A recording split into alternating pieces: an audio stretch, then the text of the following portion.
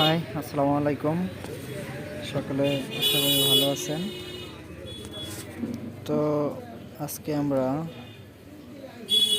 চিত্রের মধ্যে দেখাবো যে কেমনে সার্কেলের মাধ্যমে একটি সহজভাবে একটি প্রাকৃতিক দৃশ্য আঁকা যায়, সেটার নিয়ম।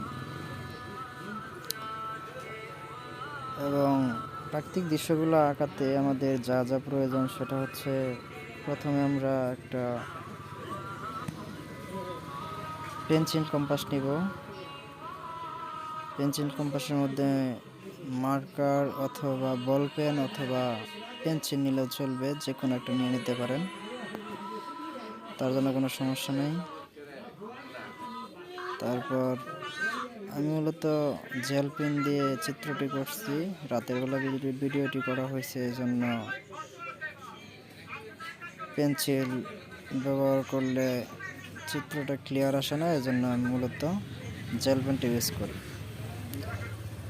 আর এজন্যই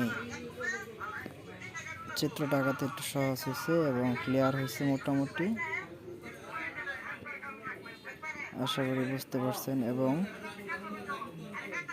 খুব সহজভাবে একটা ইজিলিভাবে আমরা চিত্রটাকে আঁকাইছি, তা আপনার ভিডিওটির মধ্যে দেখতে পাচ্ছেন। এবং ভিডিওটি যদি ভালো লাগে তাহলে অবশ্যই আমাদের চ্যানেলটি সাবস্ক্রাইব করে রাখবেন, লাইক কমেন্ট শেয়ার করে পাশে থাকবেন। ধন্যবাদ। আবার দেখা হবে ইনশাআল্লাহ।